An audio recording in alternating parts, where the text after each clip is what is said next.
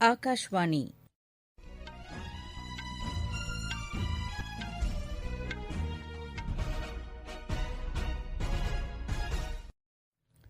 செய்திகள் வாசிப்பவர் ஜமீர் அக்தர். தலைப்புச் செய்திகள்: பீகார் மாநில சட்டப்பேரவைத் தேர்தலில் தேசிய ஜனநாயக கூட்டணி வெற்றி பெற்று மீண்டும் ஆட்சி அமைக்கிறது. பீகார் மாநில மக்களுக்கும் இடைத்தேர்தலில் பிஜேபிக்கு வாக்களித்த மக்களுக்கும் பிரதமர் நன்றி தெரிவித்துள்ளார். இந்தியாவை உலக அரங்கில் கல்வி மையமாக உருவாக்குவதற்கு மத்திய அரசு அர்ப்பணிப்புடன் செயல்பட்டு வருவதாக மத்திய கல்வி அமைச்சர் திரு ரமேஷ் பொக்ரியால் கூறியுள்ளார். நாட்டில் ஒய்வூதியதாரர்களின் பயன்பாட்டிற்காக டிஜிட்டல் ஆயுள் சான்றிதழ் வழங்கப்படும் என்று மத்திய பணியாளர் நல அமைச்சர் திரு ஜிதேந்திர சிங் தெரிவித்துள்ளார். ஐபிஎல் கிரிக்கெட் போட்டியில் துபாயில் நேற்று நடைபெற்ற இறுதி ஆட்டத்தில் மும்பை அணி 5 விக்கெட் வித்தியாசத்தில் தில்லி அணியை வீழ்த்தி சாம்பியன் பட்டத்தை வென்றது. இனி விரிவான செய்திகள். பீகார் மாநில சட்டப்பேரவைத் தேர்தலில் தேசிய ஜனநாயக கூட்டணி வெற்றி பெற்று மீண்டும் ஆட்சி அமைக்கிறது. மொத்தமுள்ள 243 உறுப்பினர் அடங்கிய சட்டப்பேரவையில் தேசிய ஜனநாயக கூட்டணிக்கு 125 தொகுதிகள் கிடைத்தது. ராஷ்டிரிய ஜனதாதள் கட்சி தலைமையிலான மகா கூட்டணிக்கு 110 தொகுதிகள் கிடைத்தன. இதர கட்சிகளுக்கு 8 தொகுதிகள் கிடைத்தது. பிஜேபிக்கு மட்டும் 74 தொகுதிகளும், ஐக்கிய ஜனதாதள் கட்சிக்கு 43 தொகுதிகளும் கிடைத்தன. இந்துஸ்தான் அவாமி மோர்ச்சாவிற்கும் விகாஸ் ஷீல் இன்சான் கட்சியும் தலா 4 தொகுதிகளில் வெற்றி பெற்றன. ராஷ்டிரிய ஜனதாதள் கட்சி 75 தொகுதிகளிலும், காங்கிரஸ் கட்சி 19 தொகுதிகளிலும் வெற்றி பெற்றன. சிபிஐ மற்றும் சிபிஐ மார்க்சிஸ்ட் கட்சிகளுக்கு தலா 2 தொகுதிகள் கிடைத்தன. சிபிஐ மார்க்சிஸ்ட் லெனினிஸ்ட் கட்சிக்கு 12 தொகுதிகள் கிடைத்தன. அசாதுதீன் ஒவைசி தலைமையிலான மஜ்லிஸ் கட்சிக்கு 5 தொகுதிகள் கிடைத்தன.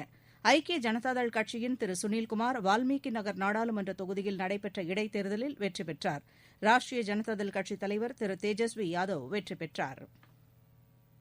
பீகார் மாநில தேர்தல் ஜனநாயகத்தின் முதல் பாடத்தை கற்றுக் கொடுத்திருப்பதாக பிரதமர் திரு நரேந்திர மோடி கூறியுள்ளார்.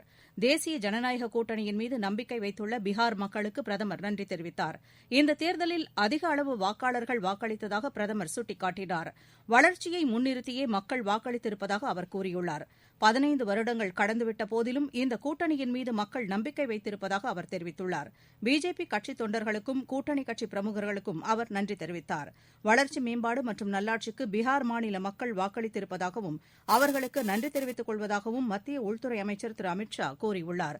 மணிப்பூர், தெலங்கானா, கர்நாடகா, குஜராத், மத்திய பிரதேசம், உத்தரப்பிரதேசம் இடைத்தேர்தலில் பிஜேபிக்கு வாக்களித்த மக்கள் தமது அரசின் மீது நம்பிக்கை வைத்துள்ளதற்கு பிரதமர் நன்றி தெரிவித்தார்.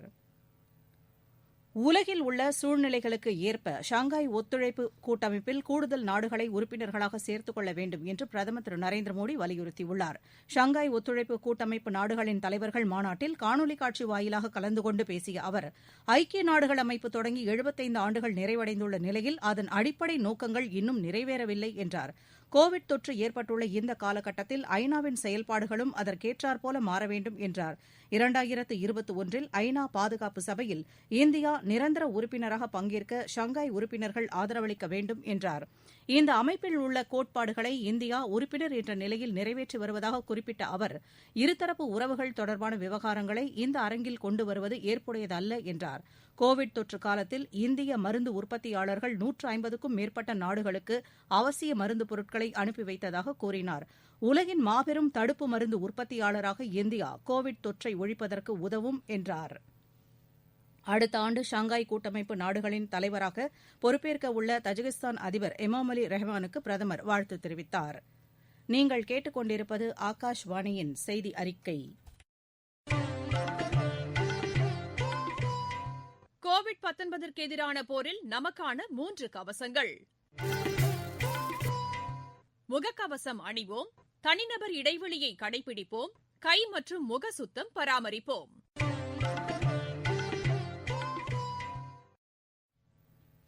பிரதமர் திரு நரேந்திர மோடி புதுதில்லி ஜவஹர்லால் நேரு பல்கலைக்கழக வளாகத்தில் சுவாமி விவேகானந்தரின் திருவுருவ சிலையை நாளை காணொலி காட்சி வாயிலாக திறந்து வைக்கிறார். மத்திய கல்வி அமைச்சர் திரு ரமேஷ் பொக்ரியால் இந்த விழாவில் கலந்து கொள்கிறார். நாட்டின் இளைஞர்களுக்கு வழிகாட்டியாக வாழ்ந்த விவேகானந்தரின் கொள்கை இன்றைய இளைஞர்களுக்கும் ஊக்கமளிப்பதாக இருப்பதாக பிரதமர் தமது உரைகளில் குறிப்பிட்டுள்ளார்.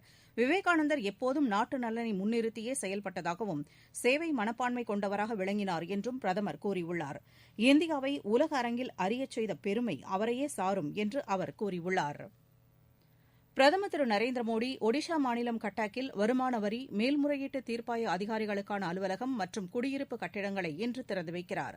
1970ஆம் ஆண்டு மே 23ஆம் தேதி கட்டாக்கில் தீர்ப்பாயம் தொடங்கப்பட்டது. மாநில அரசு இதற்காக 1,5 ஏக்கர் நிலம் இலவசமாக வழங்கியதை அடுத்து வாடகை கட்டிடத்தில் இயங்கி வந்த தீர்ப்பாயம் சொந்த கட்டிடத்தில் அமைக்கப்பட்டது. இந்தியாவை உலக அரங்கில் கல்வி மையமாக உருவாக்குவதற்கு மத்திய அரசு அர்ப்பணிப்புடன் செயல்பட்டு வருவதாக மத்திய கல்வி அமைச்சர் திரு ரமேஷ் பொக்ரியால் கூறியுள்ளார். தேசிய கல்வி தினத்தையொட்டி நேற்று அவர் மும்பை ஐஐடியில் நடைபெற்ற நிகழ்ச்சியில் காணொலி காட்சி வாயிலாக கலந்து கொண்டு பேசினார். அப்போது அவர் உலகின் சிறந்த பல்கலைக்கழகங்களுடன் ஒருங்கிணைந்து உடன்பாடுகளை ஏற்படுத்தி கல்வித் தரத்தை உயர்த்துவதற்கு நடவடிக்கை எடுக்கப்பட்டு வருவதாக கூறினார். இதற்காகவே உலகின் 100 பெரிய பல்கலைக்கழகங்களுக்கு இந்தியாவில் கல்வி நிறுவனங்களை தொடங்குவதற்கு அனுமதி அளிக்கப்பட்டுள்ளதாக அமைச்சர் திரு பொக்ரியால் குறிப்பிட்டார். நாட்டில் ஓய்வூதியதாரர்களின் பயன்பாட்டிற்காக டிஜிட்டல் ஆயுள் சான்றிதழ் வழங்கப்படும் என்று மத்திய பணியாளர் நல அமைச்சர் திரு ஜிதேந்திர சிங் தெரிவித்துள்ளார். கோவிட் தொற்று பாதிப்புகளை அடுத்து வாழ்நாள் டிஜிட்டல் சான்றிதழ் சமர்ப்பிப்பதற்கான காலக்கெடு டிசம்பர் 31ஆம் தேதி வரை நீட்டிக்கப்பட்டுள்ளதாக அவர் கூறினார். நாட்டில் கோவிட் தொற்றிலிருந்து குணமடைந்தவர்களின் எண்ணிக்கை 79 லட்சத்திற்கும் அதிகமாக இருப்பதாக மத்திய சுகாதாரத்துறை செயலர் திரு ராஜேஷ் பூஷன் கூறியுள்ளார். கடந்த வாரத்தில் மட்டும் 51,476 பேர் தொற்று நோயிலிருந்து குணமடைந்துள்ளதாக அவர் குறிப்பிட்டார். நாட்டில் 12 கோடி கோவிட் பரிசோதனைகள் மேற்கொள்ளப்பட்டதாக அவர் கூறினார். இந்த பண்டிகை நாட்களில் அனைவரும் முகக்கவசங்களை அணிய வேண்டும் என்றும் சமூக இடைவெளியை கடைபிடிக்க வேண்டும் என்றும் அடிக்கடி கைகளை கழுவ வேண்டும் என்றும் அவர் கூறியுள்ளார். கோவிட் தடுப்பு மருந்து கண்டுபிடிப்பது தொடர்பாக உள்நாடு மற்றும் வெளிநாட்டு மருந்து உற்பத்தியாளர்களுடன் ஆலோசனை மேற்கொண்டு வருவதாக குறிப்பிட்டார். ஆஸ்திரேலியாவிலிருந்து நிலக்கரி ஏற்றிக் கொண்டு வந்த இந்திய கப்பல் நிறுவனத்திற்கு சீனா அனுமதி வழங்கவில்லை. கோவிட் காரணங்கள் காட்டி ஜூன் மாதம் முதல் ஜக் ஆனந்த் என்ற கப்பலை ஜின்தாங் துறைமுகத்தில் நிறுத்தி வைப்பதற்கு அனுமதி மறுக்கப்பட்டுள்ளது. இந்த கப்பலில் 23 பணியாளர்கள் 11 மாதங்களாக உள்ளனர். இது தொடர்பாக பெய்ஜிங்கில் செய்தியாளர்களிடம் பேசிய சீன வெளியுறவு செய்தித் தொடர்பாளர் வாங் வீன்வின் சீன நெறிமுறைகளின்படி அவர்கள் தனிமைப்படுத்தப்பட வேண்டும் என்றார். அவர்களுக்கான உதவியை சீன அரசு வழங்கி வருவதாக குறிப்பிட்டார். கடந்த திங்கட்கிழமையன்று கப்பல் தொடர்பாக எந்த தகவலும் இல்லை என்று சீனா அறிவித்திருந்தது. சர்வதேச போக்குவரத்து பணியாளர் கூட்டமைப்பு சங்கம் கப்பலில் உள்ள பணியாளர்கள் குறித்து கவலை வெளியிட்டனர். இந்த கப்பலை சீன அரசு வெளியே செல்லவும் அனுமதிக்கவில்லை என்றும் சங்கம் வெளியிட்டுள்ள அறிக்கையில் தெரிவிக்கப்பட்டுள்ளது.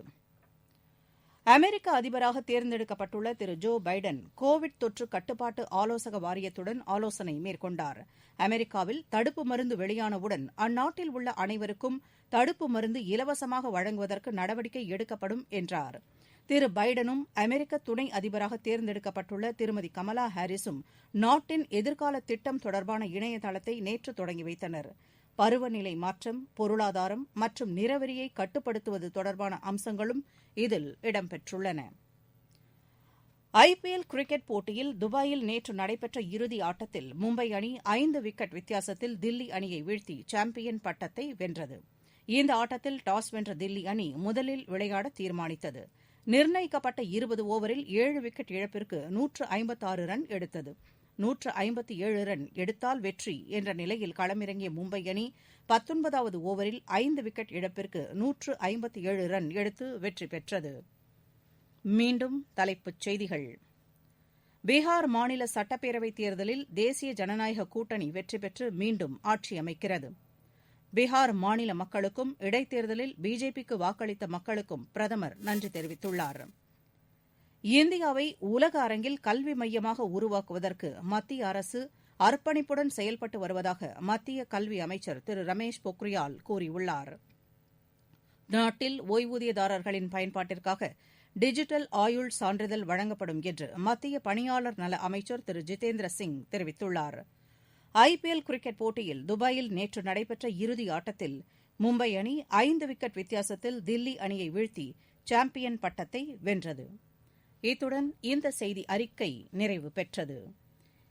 எமது செய்திகளை உடனுக்குடன் AIR News_ சென்னை என்ற ட்விட்டர் பக்கத்திலும், செய்தி தொகுப்புகளை all India radio news Chennai என்ற யூடியூப் சேனலிலும் அறிந்து கொள்ளலாம்.